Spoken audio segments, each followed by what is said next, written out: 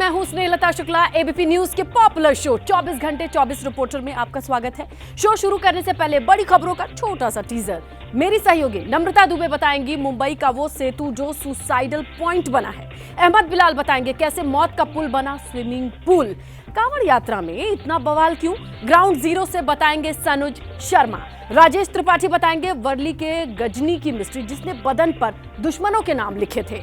इसके अलावा सबसे पहले आज के शॉकिंग विजुअल से शुरुआत करते हैं।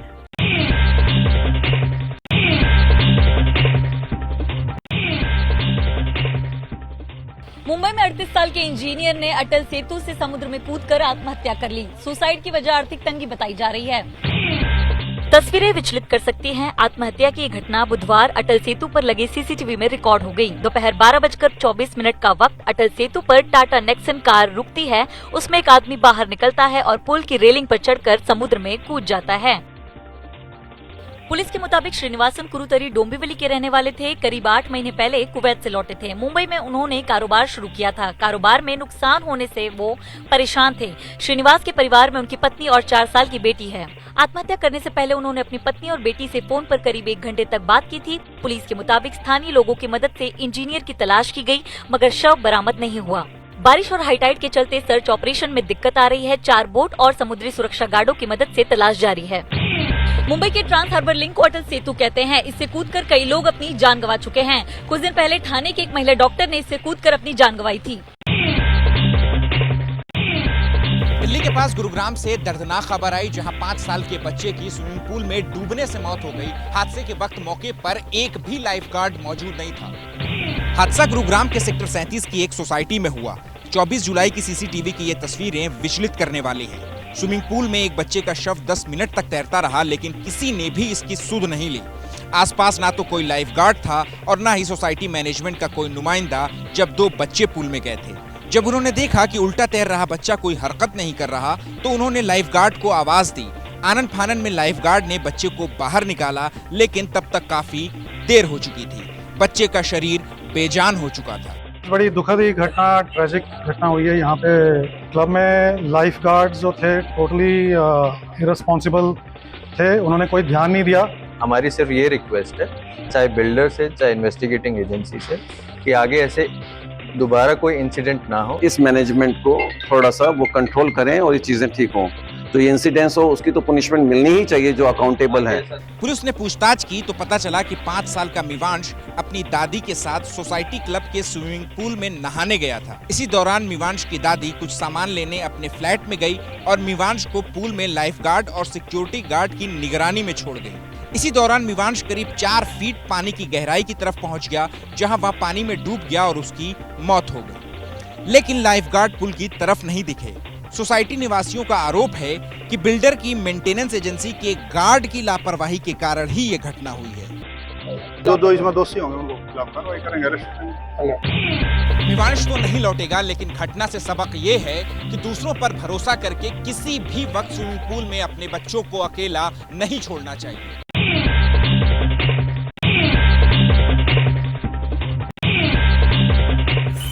यूपी के मुजफ्फरनगर में कांवड़ियों ने फिर हंगामा किया है।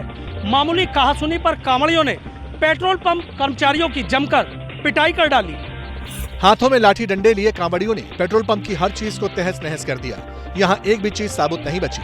दरअसल मुजफ्फरनगर के मंसूरपुर इलाके में दिल्ली देहरादून नेशनल हाईवे पर इसी पेट्रोल पंप पर कांवड़ियों का एक दल आराम कर रहा था। आम खाने के बाद कांवड़ियों ने छिलका फेंका तो पेट्रोल पंप के कर्मचारियों ने छिलका कूड़ेदान में फेंकने को कहा। बस इसी बात पर झगड़ा हो गया और उसके बाद क्या हुआ ये इन तस्वीरों में दर्ज है। नाराज कांवड़ियों ने पहले तोड़फोड़ की, इसके बाद पेट्रोल पंप के सेल्समैन की बुरी तरह पिटाई की। दूसरे कर्मचारियों ने सेल्समैन को बचाने की कोशिश की तो उन्हें भी कांवड़ियों के गुस्से का शिकार होना पड़ा। हंगामे की खबर मिलने के बाद पुलिस मौके पर पहुंची। किसी तरह समझा बुझाकर कांवड़ियों को शांत किया गया। मारपीट में बुरी तरह घायल पेट्रोल पंप कर्मचारी को अस्पताल में भर्ती कराया गया। 3 दिन पहले भी कांवड़ियों ने मुजफ्फरनगर में हंगामा किया था। तब कांवड़ियों ने एक कार ड्राइवर की पिटाई कर डाली थी। मुजफ्फरनगर में कावड़ नेम प्लेट विवाद तो खत्म हो गया, लेकिन यूपी के हापुड़ में शराब की दुकानों को तिरपाल से ढक दिया गया। आस्था वाली कांवड़ यात्रा के बीच पश्चिमी यूपी में एक और अजीबोगरीब तस्वीर सामने आई। शुरुआत में देखने में ऐसा लगा कि शराब की ये सारी दुकानें बंद हैं, लेकिन ऐसा नहीं है। दुकानें खुली हैं, कर्मचारी भी मौजूद हैं, मगर इन दुकानों को कवर कर दिया गया है। अब सवाल ये है कि आखिर ऐसा क्यों? हापुड़ में शराब की दुकानों को तिरपाल से ढकने का फैसला किसका है? क्या सरकार ने आदेश दिया या फिर आस्था के नाम पर दुकानदारों ने ये फैसला खुद लिया? जवाब खुद आबकारी विभाग के अधिकारी से सुन लीजिए। जनपद हापुड़ में कांवड़ मार्ग पर जो भी दुकानें हैं उनके अनुव्यापियों से कहा गया है कि वे स्वेच्छा से अपनी दुकानों के सामने पर्दे लगा दें, जिससे कि शांति व्यवस्था स्थापित करने में कोई दिक्कत नहीं। सुना आपने, शब्दों पर गौर किया। अफसर कहते हैं दुकानदारों को कहा गया कि स्वेच्छा से अपनी दुकान के सामने पर्दे लगा दीजिए, यानी कह भी दिया और फिर स्वेच्छा वाला क्लॉज भी लगा दिया। इसे कहते हैं शब्दों की बाजीगरी। मगर क्यों? शराब की दुकान पर कवर नहीं रहेगा तो क्या दिक्कत हो जाएगी? हमने डीएम साहिबा से भी पूछा क्या ये सरकारी ऑर्डर है। उनके जवाब में भी स्वेच्छा वाला शब्द सुनाई दिया। मैम, नॉनवेज की रेस्टोरेंट और शराब की दुकानों के लिए क्या निर्देश दिए गए हैं? उसमें देखिए यही निर्देश है कि स्वेच्छा से कई लोगों ने अपने स्वयं उन लोगों को बंद कर लिया है और जो कांवड़ रूट पे पड़ते हैं वहाँ पे कोई ऐसी दुकानें नहीं चल रही हैं अभी। लेकिन जिन अधिकारियों ने इस आदेश को तामील करवाया उन्हें स्वेच्छा वाले ऑर्डर की असलियत बता दी। कह दिया कि अफसरों ने साफ साफ निर्देश दिया है कि शराब की दुकानों को ढक दिया जाए। सुनिए। तो जिस मार्ग को लेकर कांवड़ यात्री जाएंगे उस मार्ग पर पड़ने वाली जितनी मदिरा की दुकानें हैं उस पर जिलाधिकारी और जिला आबकारी अधिकारी की तरफ से जो आदेश आए कि मदिरा की दुकानों को ढका जाएगा पर्दे से, ताकि आने जाने वाले यात्रियों को कोई उसमें असुविधा ना हो। 22 जुलाई से कांवड़ यात्रा शुरू है। कांवड़ियों को कोई परेशानी ना हो, राज्य सरकार और जिला प्रशासन इसका ख्याल रख रहा है। कांवड़ियों की सुरक्षा व्यवस्था को देखते हुए हाईवे पर रूट भी डाइवर्ट किया गया है।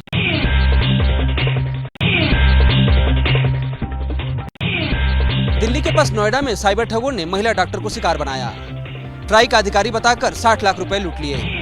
बात सिर्फ इतनी नहीं है, साइबर ठगों ने महिला को 2 दिन तक डिजिटल अरेस्ट करके रखा। पॉर्न वीडियो शेयर करने की धमकी देकर साइबर ठगों ने डॉक्टर को 2 दिन तक डराए रखा और अकाउंट से 60 लाख रुपए निकलवा लिए। पुलिस के मुताबिक साइबर ठगों ने telecom regulatory authority of India का अफसर बनकर फोन लगाया।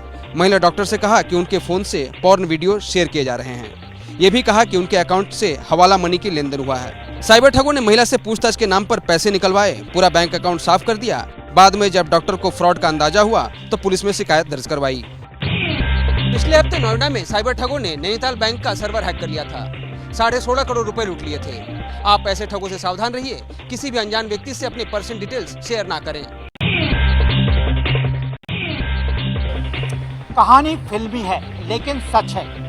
फिल्म गजनी के आमिर खान की तरह मुंबई के एक शख्स ने अपने बदन पर गुदवाए थे दुश्मनों के नाम। टैटू से मिला हत्यारों का सुराग। मुंबई क्राइम ब्रांच ने वर्ली के एक स्पा में गुरु सिद्धप्पा वाघमारे मर्डर केस की जांच शुरू की तो पुलिस टीम को बेहद चौंकाने वाली जानकारी मिली। 50 साल के गुरु सिद्धप्पा वाघमारे ने अपनी दोनों जांघों पर फिल्म गजनी वाली स्टाइल में 20 से ज्यादा लोगों के नाम गुदवा रखे थे। पुलिस के लिए ये चौंकाने वाला खुलासा था। पुलिस ने उन लोगों की तलाश शुरू की जिनके नाम गुरु सिद्धप्पा वाघमारे ने गुदवाए थे। इसी लिस्ट में से एक शख्स से पूछताछ में पुलिस को आगे की लीड मिली और पुलिस इस सनसनीखेज हत्याकांड के आरोपियों तक पहुंच गई। पुलिस ने गुरु सिद्धप्पा वाघमारे हत्याकांड में 26 साल के मोहम्मद फिरोज अंसारी को नाला सुपारा से गिरफ्तार किया है। वहीं साकिब अंसारी नाम के शख्स को कोटा से गिरफ्तार किया गया है। पुलिस हत्याकांड की गुत्थी सुलझाने के लिए कुछ और लोगों से पूछताछ कर रही है। कहते हैं अपराधी चाहे जितना शातिर हो लेकिन वो अपने गुनाह का सबूत जरूर छोड़ जाता है। लेकिन इस केस में मकतूल ने खुद ही पुलिस के लिए सबूत छोड़ा था।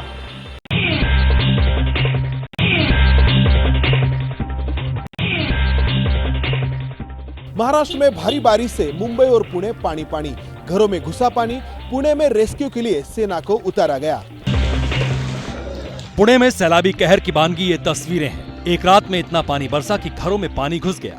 लोग अपना आशियाना छोड़कर सुरक्षित जगह जाने को मजबूर हो गए। पानी इतना ज्यादा सड़कों पर भरा है कि लोगों को आने जाने में खासा मुसीबतों का सामना करना पड़ रहा है।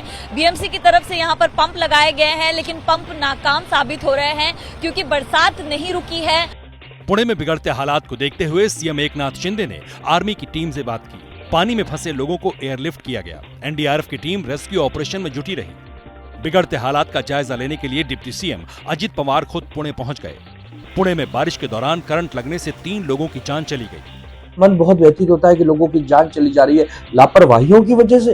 अरे बरसात तो पूरी दुनिया में होती है, थोड़ी सी बरसात में जल जमा हो जा रहा है, बाढ़ आ जा रही है। पुणे का ओंकारेश्वर मंदिर भी पानी में डूब गया। मूसलाधार बारिश से मुंबई पानी पानी हो गई है। चंद घंटों की बारिश से मुंबई की सड़कों पर समंदर जैसा मंजर नजर आने लगा है। अंधेरी सबवे में पानी भर गया, इसके कारण रास्ते को बंद करना पड़ा। मूसलाधार बारिश और सड़कों पर पानी भरने से ट्रैफिक की रफ्तार थम गई। भारी बारिश से नवी मुंबई के कई इलाकों में पानी भर गया। मुंबई को पानी की सप्लाई करने वाली 3 झीलें पूरी तरह लबालब हो चुकी हैं। पुणे और मुंबई के साथ ही कोल्हापुर जिले में हालात खराब हैं। यहाँ पंचगंगा नदी खतरे के निशान तक पहुंच गई है। राधानगरी बांध पूरी तरह भर गया है, जल्द ही डैम के गेट खोले जाएंगे। भिवंडी में भी तेज बारिश से हालात खराब हैं। यहाँ कामवारी नदी का जलस्तर बढ़ने से निचले इलाकों में पानी घुस गया है। भारी बारिश की वजह से पुणे, रायगढ़, पालघर और ठाणे में स्कूल बंद है। अगर बारिश यूं ही चलती रही तो हालात और खराब हो सकते हैं। हिमाचल के मनाली में बादल फटने से भारी तबाही हुई है। बादल फटने से अचानक आई बाढ़ में कई घर बह गए। बादल फाड़ तबाही डराने वाली ये तस्वीरें हिमाचल प्रदेश के मनाली से आई हैं। आधी रात मनाली में बादल फटने से कैसी तबाही हुई ये देखिए। बादल फटने से अंजनी महादेव नदी और आखिरी नाले में बाढ़ आ गई। बड़े बड़े पत्थर रास्तों पर आ गिरे। बाढ़ से पलचान, रुआड और कुलंग गांव में अफरा तफरी मच गई। अचानक आई बाढ़ में पलचान में 2 घर बह गए।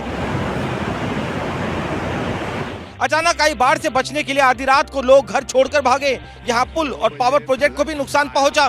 पहचान और सोलंग के नजदीक स्लो गैलरी में मलबा आने से मनाली लेह मार्ग बंद हो गया। आपदा से प्रभावित लोगों की मदद के लिए प्रशासन की टीम मौके पर पहुंची। लोगों को सुरक्षित स्थान पर पहुंचाया गया।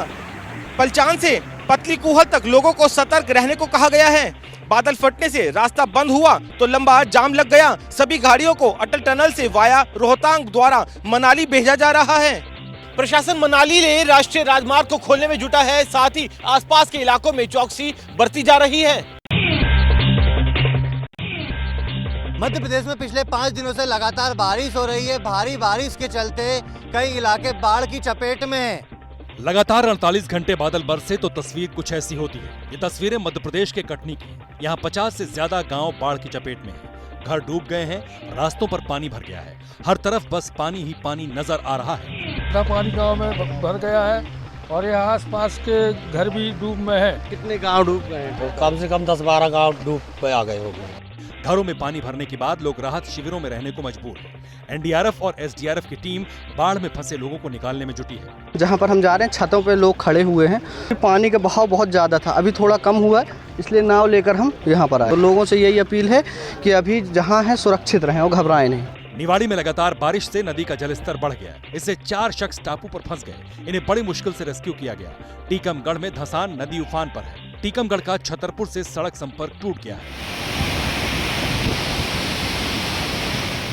ये तस्वीरें दमोह से आई हैं। भारी बारिश के बाद बमनी नाला उफान पर है। पुल के ऊपर से पानी बह रहा है। लोग जान जोखिम में डालकर नाला पार कर रहे हैं। पानी का बहाव इतना तेज है कि थोड़ी सी लापरवाही जान पर भारी पड़ सकती है, लेकिन लोग मान नहीं रहे। मौसम विभाग के मुताबिक मध्य प्रदेश में अगले 24 घंटे में भारी बारिश हो सकती है। Dark blue colour, orange colour, red colour. तो ऑरेंज कलर में आप देख सकते हैं मध्य प्रदेश में ये जो नर्मदापुरम संभाग का बैतूल जिला है और सिवनी जिला और बालाघाट जिले में जो है अति भारी मीन्स भारी से अति भारी वर्षा होने की पूरी संभावना बनी हुई है। मध्य प्रदेश में अभी तक 13.8 इंच बारिश हो चुकी है।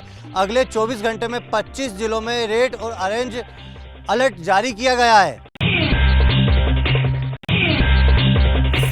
उत्तराखंड में बारिश और लैंडस्लाइड के कारण कई रास्ते बंद हो गए हैं। लैंडस्लाइड की वजह से कई इलाकों का संपर्क कट गया है।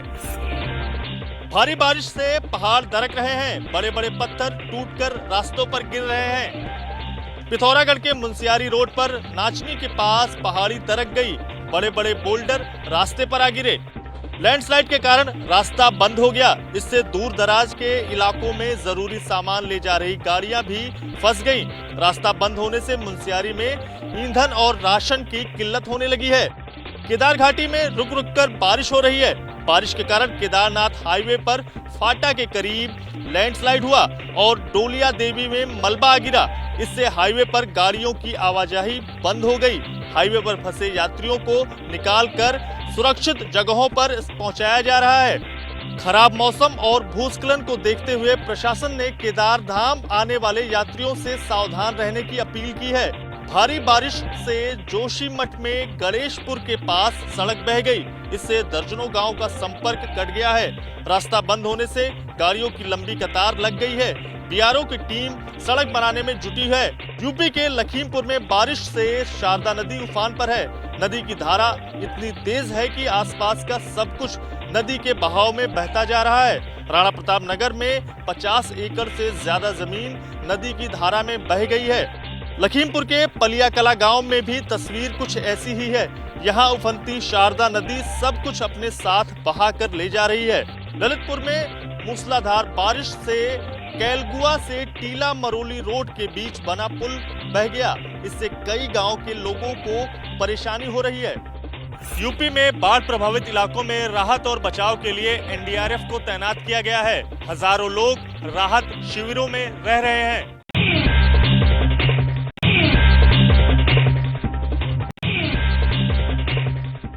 यूपी में बीजेपी के घमासान के बीच आ रही है बड़ी खबर। उप मुख्यमंत्री केशव प्रसाद मौर्य को हराने वाली पल्लवी पटेल ने की योगी आदित्यनाथ से मुलाकात। सूत्रों के मुताबिक लखनऊ में सीएम आवास पर यह मुलाकात बुधवार को हुई। पता चला है कि सीएम योगी और पल्लवी पटेल के बीच 20 से 25 मिनट मुलाकात हुई। पल्लवी पटेल अपना दल के की अध्यक्ष हैं। केंद्रीय मंत्री अनुप्रिया पटेल की बहन हैं। यूपी की राजनीति में कुर्मी समाज का बड़ा चेहरा हैं। पल्लवी पटेल ने 2022 में यूपी विधानसभा चुनाव अखिलेश यादव के साथ लड़ा था। उन्होंने सिराथू सीट से डिप्टी सीएम केशव प्रसाद मौर्य को 12,000 वोट से हराया था। पल्लवी पटेल की सीएम योगी आदित्यनाथ से मुलाकात इसलिए चर्चा में है क्योंकि डिप्टी सीएम केशव प्रसाद मौर्य पिछले कई दिन से सीएम योगी के खिलाफ असंतोष का चेहरा बने हुए हैं। पल्लवी पटेल की सीएम योगी से मुलाकात क्यों हुई ये अभी साफ नहीं है, लेकिन इससे कई तरह की अटकलें लगने लगी हैं। चर्चाएं तो केशव प्रसाद मौर्य की प्रयागराज मंडल की बैठक में गैर हाजिरी को लेकर और भी तेज हो गई हैं। मुख्यमंत्री योगी आदित्यनाथ के घर पर प्रयागराज मंडल के मंत्री, विधायक और सांसद बुलाए गए थे, लेकिन वहां केशव प्रसाद मौर्य नहीं गए, जबकि वो लखनऊ में ही थे। लोकसभा में आज कांग्रेस के सांसद चरणजीत सिंह चन्नी और केंद्र सरकार में मंत्री रवनीत सिंह बिट्टू के बीच हुई तीखी नोकझोंक इतनी ज्यादा बढ़ गई कि सदन के भीतर ही सत्ता पक्ष और विपक्ष के सांसद आमने सामने आ गए।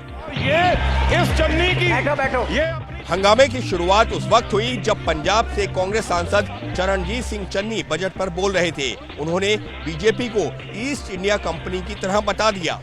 ईस्ट इंडिया कंपनी ने और व्यापार के माध्यम से देश की सत्ता पे कब्जा कर लिया।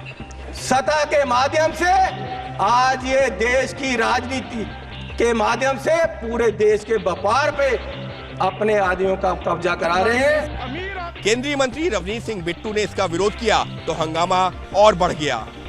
बिट्टू जी, आपके पिताजी शहीद हुए थे, माननीय सदस्य, लेकिन मैं आपको कह दूं वो उस दिन नहीं मरे थे, वो उस दिन मरे जिस दिन आपने कांग्रेस को छोड़ा। मेरे दादाजी सरदार बेअंत सिंह जी, उन्होंने कुर्बानी देश के लिए दी, कांग्रेस के लिए नहीं दी। और ये इस चन्नी की ये अपनी जायदाद पूछे इनको, ये आप गरीबी की बात कर रहे हैं। इस पर हंगामा इतना बढ़ा कि सत्ता पक्ष के सांसद वेल की तरफ बढ़ने लगे। इस पर विपक्ष के सांसद भी वेल की ओर आ गए। दोनों तरफ के सांसद आमने सामने आ गए तो चेयरमैन को सदन को 2 बजे तक के लिए स्थगित करना पड़ा। चरणजीत सिंह चन्नी ने सदन में अपनी बात रखते हुए सिद्धू मूसेवाला मर्डर केस का भी जिक्र किया और बात ही बात में उन्होंने अमृतपाल सिंह की गिरफ्तारी पर भी सवाल खड़े कर दिए। बीजेपी सांसद अभिजीत गंगोपाध्याय की अपमानजनक टिप्पणी पर आज फिर हुआ लोकसभा में हंगामा। बात बढ़ने लगी तो स्पीकर को देनी पड़ी रूलिंग। बीजेपी के सांसद अभिजीत गंगोपाध्याय ने लोकसभा में कल कांग्रेस के गौरव गोगोई पर जो अपभ्र टिप्पणी की उसे हम सुना नहीं सकते, लेकिन बीजेपी सांसद का वो कमेंट लोकसभा में आज भी बवाल की वजह बना रहा। Please don't talk like a stupid, sir. मामला तूल पकड़ता देखकर सरकार की तरफ से संसदीय कार्य मंत्री किरेन रिजिजू को सफाई देनी पड़ी। मैं टिप्पणी नहीं करना चाहता, मैं इसे इतना कह रहा हूँ कि हमारा जो भी मेंबर को प्रोवोक कौन किया, किसने किया, बोला, मैं इसमें नहीं जा रहा हूँ। मैं इतना ही कह रहा हूँ कि अगर सदन के अंदर में उचित वक्तव्य नहीं दिया गया है तो उसको उचित कार्रवाई माननीय स्पीकर महोदय के पास है और उचित कार्रवाई माननीय स्पीकर जरूर करें। इस पर भी हंगामा नहीं थमा तो स्पीकर ओम बिरला ने कहा कि वो रूलिंग दे रहे हैं और सबको बैठकर इसे मानना चाहिए। मर्यादा रखें, कोई ऐसी टिप्पणी न करें जो सदन की मर्यादाओं के अनुकूल नहीं है और संसदीय परंपराओं के अनुकूल भी है। बाद में प्रेस कॉन्फ्रेंस करके संसदीय कार्य मंत्री किरेन रिजिजू ने विपक्ष पर निशाना साधा। कहा विपक्ष सिर्फ पीएम को गाली देने का काम करता है। विपक्ष के लोग ने बजट के बारे में कुछ नहीं कहा, सिर्फ राजनीति की है। दो चीजें विपक्ष के लोगों ने किया है, जनता का जनादेश को अपमान किया है और प्रधानमंत्री जी को गाली देने का काम विपक्ष के लोगों ने किया है। विपक्ष बजट में 2 राज्यों को छोड़कर बाकी राज्यों से भेदभाव का लगा रहा है आरोप। विपक्ष का कहना है कि बजट सरकार बचाने वाला बजट है। बिहार में नीतीश सरकार के खिलाफ इंडिया गठबंधन के विधायकों ने किया भारी हंगामा। राबड़ी देवी पर ललन सिंह के बयान को लेकर विधान परिषद में भी हुआ हंगामा, नारेबाजी, शोर शराबा। बिहार विधानसभा के सदन में आज ऐसी ही सूरत दिखाई दी। इंडिया गठबंधन के विधायकों ने बिगड़ती कानून व्यवस्था, भ्रष्टाचार, बिहार को विशेष राज्य का दर्जा देने की मांग रिजेक्ट होने, यूथ कांग्रेस के कार्यकर्ताओं पर हुए लाठीचार्ज जैसे मुद्दों को लेकर हंगामा किया। महागठबंधन के विधायक वेल में धरने पर बैठ गए। विपक्ष के भारी हंगामे के बीच सीएम नीतीश को भी सदन छोड़कर जाना पड़ा। विधायक उनके खिलाफ नारे लगा रहे थे। बाद में विपक्ष के विधायकों ने सदन से वॉकआउट कर दिया। ये मांग करते हैं कि सरकार कानून व्यवस्था पर कंट्रोल करे वरना गद्दी छोड़े। पूरे देश में बिहार बदनाम हो रहा है, लेकिन सरकार का इकबाल नहीं है। सरकार किसी भी अधिकारी, पुलिस पदाधिकारी हो या इंजीनियर हो या विभागीय अधिकारी हो, किसी पे कोई कार्रवाई नहीं कर पा रहा है। हंगामा बिहार विधान परिषद में भी हुआ। यहाँ आरजेडी के सदस्यों ने केंद्रीय मंत्री ललन सिंह के राबड़ी देवी पर दिए गए बयान पर बवाल मचा दिया। ललन सिंह ने बजट पर राबड़ी देवी की प्रतिक्रिया पर उन पर तंज कसा था, जो कि आरजेडी को बहुत नागवार गुजरा है। राबड़ी देवी जी का तो बजट पर भी प्रतिक्रिया दे रही हैं। दस्तखत तो कितना लंबा करती हैं, वो कभी उनका दस्तखत भी देख लिया कीजिए। तो अब बजट जैसा चीज उनको कहाँ समझ में आएगा। हम पूछना चाहते हैं ललन जी से कि अपना माँ के, अपना औरत के कितना तक पढ़ाई लिखाए हैं। हम मान सम्मान करते हैं महिला को, माफी मांगना चाहिए ललन जी का। माननीय मुख्यमंत्री जी को माफी मांगना चाहिए। इससे पहले आज कर्नाटक विधानसभा में भारी हंगामे के बीच परसीमन, एक देश एक चुनाव और नीट के खिलाफ प्रस्ताव पारित। मेडिकल कॉलेज में एडमिशन के लिए सीईटी सिस्टम को फिर से लागू करने की मांग। हाथों तकिया और चद्दर लिए माननीय विधायक महोदय विधानसभा की कार्रवाई में शामिल होने नहीं बल्कि धरना देने पहुंचे थे। ये तस्वीरें कर्नाटक की हैं। यहां बुधवार शाम बीजेपी और जेडीएस के विधायक चद्दर तकिया लेकर के पहुंचे। सदन पहुंचने के बाद गीत संगीत हुआ, फिर रात भर बीजेपी जेडीएस विधायकों का धरना चलता रहा। कर्नाटक में विपक्षी विधायकों ने मैसूरू शहरी विकास प्राधिकरण घोटाले में सीएम सिद्धारमैया के परिवार के शामिल होने का आरोप लगाया और सदन में चर्चा की मांग को लेकर अपना विरोध कुछ इसी अंदाज में दर्ज कराया। Valmiki Nigma Govinda. Chief Minister is not interested to debate on that issue because he is directly involved and his wife's name is also there.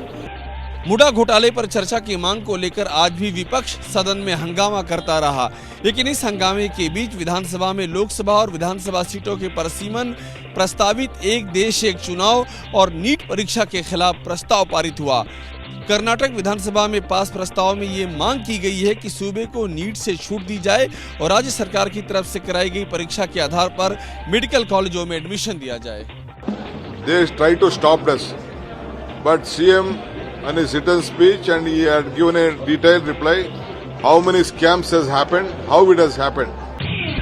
Karnataka में विपक्ष मैसूर शहरी विकास प्राधिकरण को मुद्दा बना करके सीएम पर निशाना साध रहा है। वहीं राज्य सरकार नीट के मुद्दे पर केंद्र सरकार को घेरने की कोशिश कर रही है।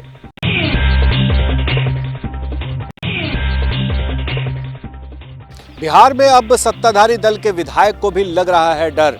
बीजेपी विधायक ललन पासवान ने खुद की जान का खतरा बताया।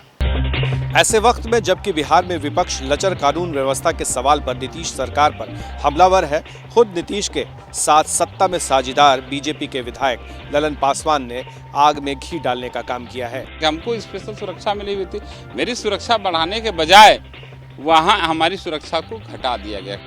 तो बीजेपी विधायक का आरोप है कि बिहार में पुलिस और अपराधियों में सांठगांठ है। आपको बता दें कि पुलिस का महकमा गृह विभाग है जो अधीन आता है नीतीश कुमार के। इसलिए ललन पासवान के बहाने विपक्ष ने नीतीश की घेराबंदी तेज कर दी है। सत्ता पक्ष के लोग भी आज जब बोल रहे हैं उसका भी ध्यान नहीं दिया जा रहा है, तो नेचुरल कि जिसके कपाट पर पड़ेगा, जिसका चुएगा उसका भी केयर नहीं सरकार कर रही है। तो ये केयर किसका कर रही है? तो पुलिस जिस दिन चाह लेगी कि भाई कि ऑर्गेनाइज क्राइम नहीं हो, अगर किसी से रंगदारी मांगा जा रहा है तो ये तो ऑर्गेनाइज क्राइम में आता है, तो इसको रोका जा सकता है। बीजेपी विधायक ललन पासवान के इस बयान ने नीतीश सरकार को कटघरे में खड़ा कर दिया है और सरकार असहज है। ऐसे में बीजेपी विधायक के आरोपों से विपक्ष के दावों को और भी मजबूती मिलेगी।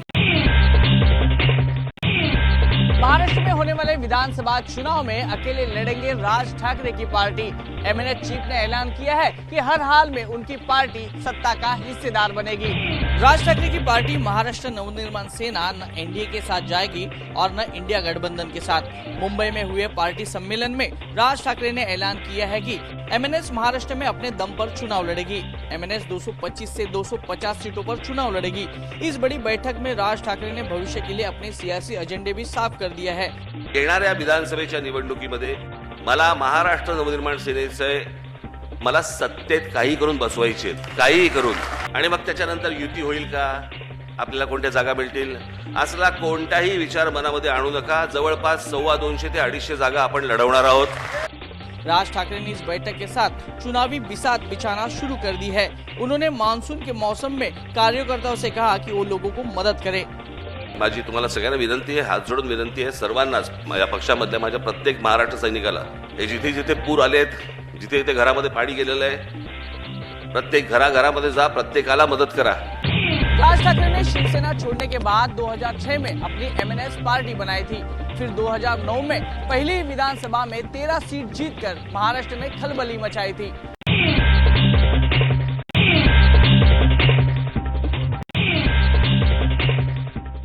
यूपी में पेपर लीक के चलते रद्द हुई पुलिस भर्ती परीक्षा को फिर से कराने जा रही है योगी सरकार।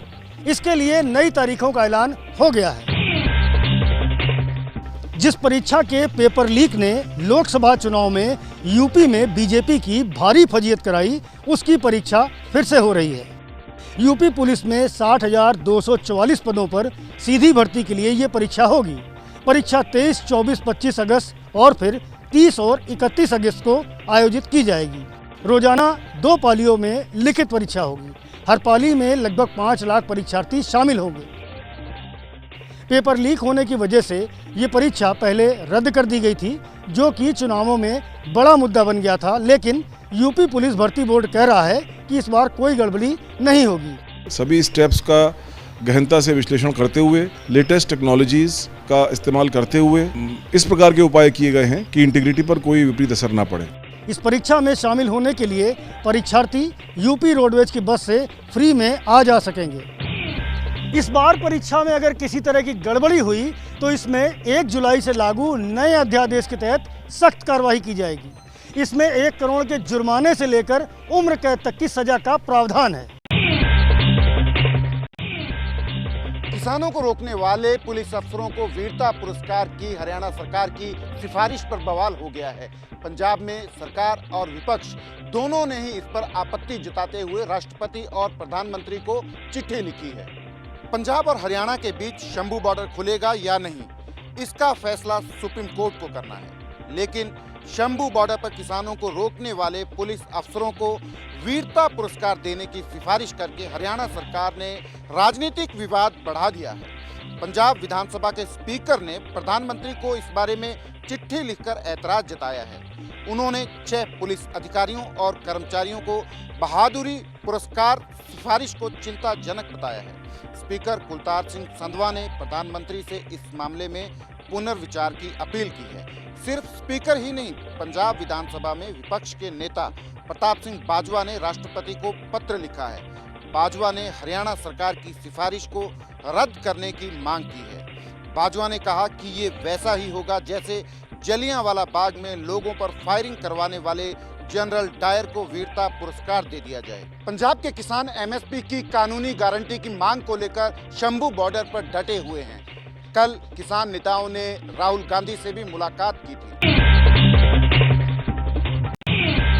एक्सपर्ट्स कहते हैं लॉन्ग टर्म में सरकार की गोल्ड पॉलिसी सही है, क्योंकि इससे गोल्ड की स्मगलिंग पर असर पड़ेगा और ऐसे में सरकार के लिए जीएसटी का कलेक्शन भी बढ़ेगा। वित्त मंत्री ने इस बार के आम बजट में सोना चांदी पर इंपोर्ट ड्यूटी घटाई थी, इसे 15 से 6% कर दिया। इसी के चलते सोने के दाम में गिरावट का दौर जारी है। 23 जुलाई को इसमें 3,616 रुपए और 24 जुलाई को 451 रुपए की गिरावट आई थी। 25 जुलाई को सोना 974 रुपए गिरकर 68,177 रुपए पर आ गया है। वहीं चांदी 3,061 रुपए गिरकर 81,801 रुपए प्रति किलो पर आ गई। कि सोने का भाव 5,000 डायरेक्ट कम हो गया और घर में शादी भी है तो सोना में इन्वेस्टमेंट करना अच्छा ही है। कि जब घोषणा हुई उसके बाद पता चला कि गोल्ड सस्ता हुआ है, 66,000 तक आ गया है, तो फिर हमने सोचा कि अब अच्छा टाइम है इन्वेस्ट करने का। एक्सपर्ट्स का कहना है कि ये गिरावट अभी टेम्परेरी है। अमेरिकी चुनाव और ग्लोबल टेंशन को देखते हुए आगे प्राइस रिकवर कर लेगा। हालांकि उन लोगों के लिए खरीदने का अच्छा मौका है जो शादी ब्याह के लिए गोल्ड खरीदना चाहते हैं। एक अंगूठी आप समझिएगा कि मेकिंग लगा के 70-80 हज़ार की पड़ती थी, वो आज खाली 70,000 की रह गई। तो एक अंगूठी में ही 10,000 रुपये का 8 से 10,000 रुपये का फ़र्क आएगा। तो बाकी ज्वेलरी जो सेट वेट कड़े चूड़ियाँ बननी है उसमें कस्टमर को कितना फ़ायदा होना है। बजट के बाद सोने और चांदी के दाम में गिरावट का दौर लगातार जारी है। पिछले 3 दिन में सोना 5,000 रुपये सस्ता हो चुका है। मिनरल्स पर रॉयल्टी को लेकर सुप्रीम कोर्ट ने एक बड़ा फैसला दिया है। 9 जजों की बेंच ने 8-1 के बहुमत से राज्यों के हक में ऐतिहासिक फैसला सुनाया। सुप्रीम कोर्ट ने अपने फैसले में कहा है कि मिनरल्स पर दी जाने वाली रॉयल्टी टैक्स नहीं है। राज्यों के पास खनिज पर टैक्स लगाने का अधिकार है। राज्य विधानसभा को खनन पर टैक्स से जुड़े कानून बनाने का अधिकार है। कोर्ट ने कहा कि केंद्र सरकार खनन पर टैक्स वसूलने के राज्य की शक्ति को सीमित कर सकती है, लेकिन उसे पूरी तरह रोक नहीं सकती। 1989 में इंडिया सीमेंट्स बनाम तमिलनाडु सरकार केस में सुप्रीम कोर्ट की 7 जजों की संविधान पीठ ने कहा था कि खनिजों पर रॉयल्टी एक तरह का टैक्स है। इस फैसले के खिलाफ खनिज कंपनियों और अलग अलग राज्य सरकारों ने सुप्रीम कोर्ट का रुख किया था। इस मामले में सुप्रीम कोर्ट में 86 याचिकाएं दायर की गई थी। केस को साल 2011 में सुप्रीम कोर्ट की 9 जजों की बेंच को भेजा गया था। 14 मार्च को 8 दिन की सुनवाई के बाद सुप्रीम कोर्ट ने इस मामले में फैसला सुरक्षित रख लिया था। सुप्रीम कोर्ट के इस फैसले से खनिज बहुल झारखंड, उड़ीसा, मध्य प्रदेश, छत्तीसगढ़, आंध्र प्रदेश, असम और नॉर्थ ईस्ट के राज्यों को फायदा होगा।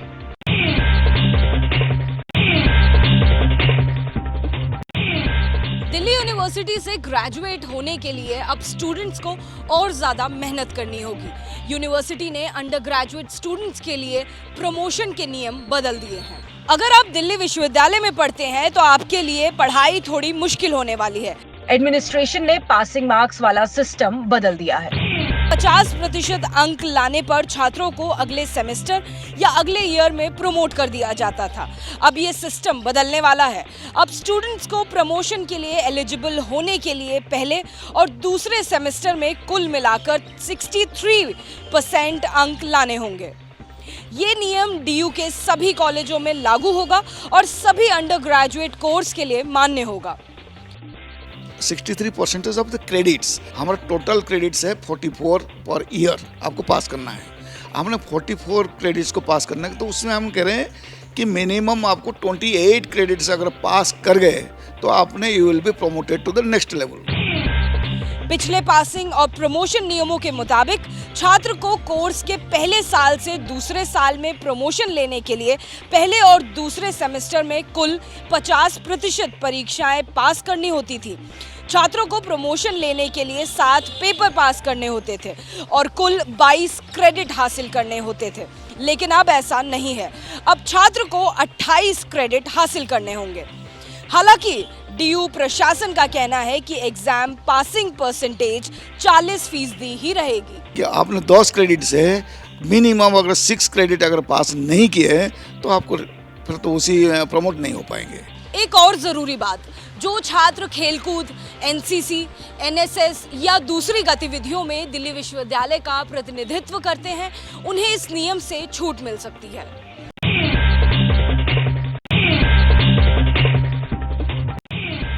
आज देश के राष्ट्रपति का अलग अंदाज देखने को मिला। महामहिम द्रौपदी मुर्मू टीचर के रूप में स्टूडेंट्स को पढ़ाती नजर आईं। दिल्ली के केंद्रीय विद्यालय में जब बच्चों के क्लासरूम में राष्ट्रपति पहुंची तो एक पल के लिए बच्चे सरप्राइज्ड हो गए। राष्ट्रपति मुर्मू ने 9वीं क्लास के बच्चों के साथ बातचीत की, पर्यावरण बचाव पर जोर दिया, बच्चों से कहा उन्हें भी अपने आसपास पर्यावरण का ध्यान रखना चाहिए। ग्लोबल वार्मिंग का कॉन्सेप्ट समझाया। महामहिम ने बच्चों से सवाल भी पूछे। बच्चों ने भी इस स्पेशल क्लास को खूब एंजॉय किया। राष्ट्रपति मुर्मू ने कहा कि वो बहुत दिनों से सोच रही थी कि बच्चों से बात करें और उनसे बहुत कुछ सीखें। दरअसल राष्ट्रपति के पद पर द्रौपदी मुर्मू के 2 साल पूरे हुए। 25 जुलाई 2022 को उन्होंने भारत की 15वीं राष्ट्रपति के रूप में शपथ ग्रहण की थी। इस मौके पर राष्ट्रपति भवन के 2 हॉल का नाम बदल दिया गया। अब दरबार और अशोक हॉल को गणतंत्र मंडप और अशोक मंडप कहा जाएगा। हालांकि इस पर प्रियंका गांधी ने कहा कि दरबार का कॉन्सेप्ट तो नहीं है, लेकिन शहंशाह का है।